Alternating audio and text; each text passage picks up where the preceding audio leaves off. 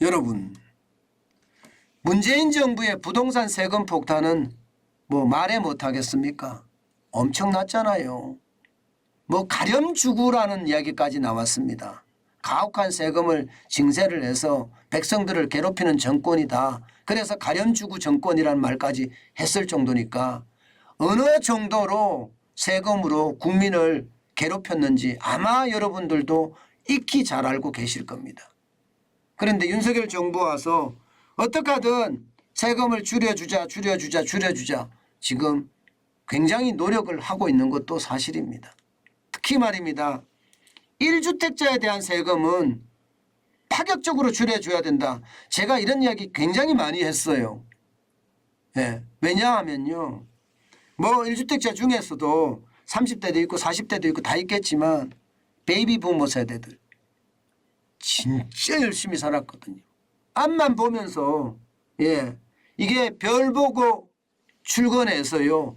달 보고 퇴근하는 이런 사람들이 대부분이었거든요. 그런 사람들 별 보고 출근해서 달 보고 퇴근하는 사람들 이 사람들 말입니다. 이 사람들은 집을 하나씩은 서울에 마련했어요. 하나씩. 그런데 이제 은퇴 나이가 됐는데 벌 돈도 더 이상 없단 말입니다. 벌 돈도. 게다가 일할 힘도 없어. 집은 한 채뿐이야. 여기에다가 세금을 그냥 막 때려버리니까 죽으려고 하는 거죠. 진짜 힘들어하는 거죠. 제 주변에도 그런 사람 많습니다. 그동안 모아놨던 금을 팔아서 세금을 내는 사람들도 많을 정도니까요. 집을 팔 수는 없으니까. 집을 팔 수는. 그런데 내년에 가면 이 보유세라는 게 재산세하고 종합부동산세잖아요. 이 보유세가 조금은 줄어들 것 같습니다. 아니 조금이라기보다는 확 줄어들 것 같습니다. 왜냐고요? 여러분 이거 한번 보세요. 내년 아파트 공시가격 수정안입니다. 공시가격 수정안은요. 쉽게 말하면 시세의 69%로 책정이 됐습니다. 시세의 69%. 문재인 정부 안대로 갔다면 여러분 굉장히 높았을 거예요. 적어도 말입니다. 적어도 72.7%가 됐을 겁니다. 그런데 69%로까지 떨어지니까 좀 낮게 떨어지는 거죠. 좀 낮게 떨어집니다. 그러면 그만큼 상황이 좋아진다는 이야기가 되는 거고요. 게다가 말입니다. 땅 표준시가잖아요. 표준시가도 이대로 가면 74.7%가 될 것을 65.5%로 확 끄집어내립니다. 65.5%면 여러분 2020년하고 같은 거예요. 2020년하고. 공동주택도 마찬가지 2020년하고 같고요. 표준주택이라고 이야기하는 단독주택 마찬가지입니다.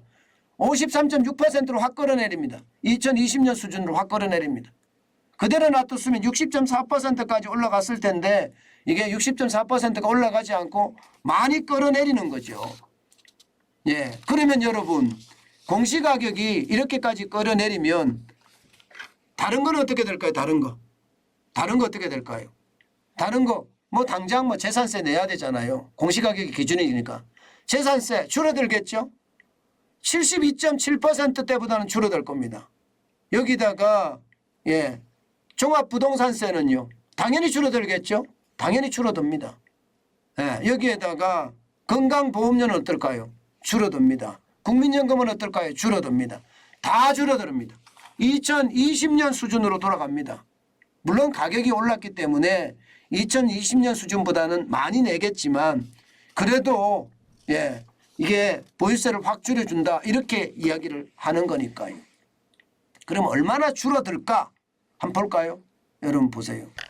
지금 공시가격 현실화율을 만약에 수정했을 경우에 강남구 대치 엄마아파트다 이러면 적어도 말입니다.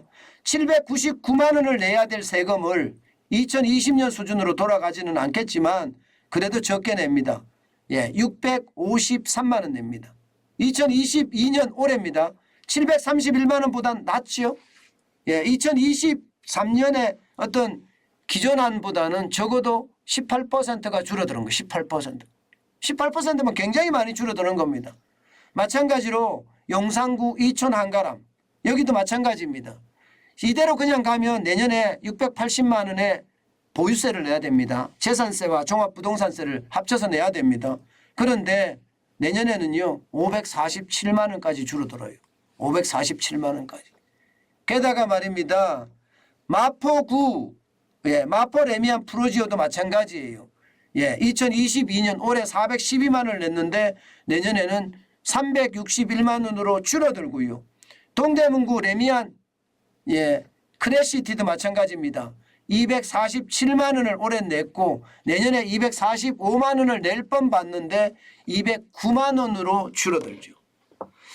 그렇지만 여기서 제가 또 그렇지만이라고 이야기하면 여러분들 또 놀라실 건데 그렇지만 이게 동대문구 레미안 크래시티에 사시는 분이 209만 원을 낸다는 것도 이거 209만 원도 많죠.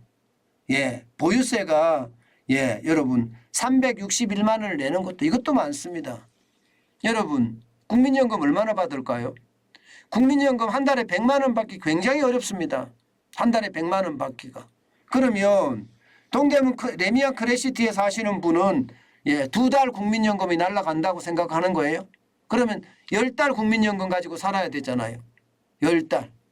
마찬가지로 마포구 레미안 프로지에 사시는 분은 거의 석 달 반, 넉 달 국민연금이 날아가는 거예요. 그러면 어떻게 살아요? 살기 쉽지 않죠. 굉장히 어렵죠. 또 일을 해야 되는 수밖에 없습니다. 어디 그뿐입니까? 이게 강남으로 들어오면 더 심각하죠. 강남으로 들어오면 강남구 대치와 엄마 아파트만 살아도 이게 뭐 6개월, 6.5개월의 어떤 국민연금을 다 가져간다고 생각을 해보세요. 살아가기가 진짜 팍팍하다. 저는 더 내려야 된다고 생각합니다. 더 내려야 된다. 더 내려야지요. 열심히 살한 그런 대가. 이게 나이가 많으면 국가가 세금을 줄여줘서 그동안 국가를 위해서 열심히 일했기 때문에 세금에 대한 부담감 좀 줄여준다. 저는 이거 맞다고 생각하거든요. 그래야지 말입니다. 우리 국민들이 젊을 때 더 일 열심히 하는 것 아닐까요? 물론 자기를 위해서도 열심히 해야 되지만 자기를 위해서 열심히 하다 보니까 국가의 발전까지도 꾀게 됐던 거 아닙니까? 박정희 대통령이 산업화를 하면서 베이비 부모 세대들은요. 그 산업화의 역군으로 우리나라를 비롯해서 전 세계를 누비고 다녔습니다. 그 바람에 대한민국이 선진국이 된 거잖아요. 저는 늘 그렇게 생각을 해요.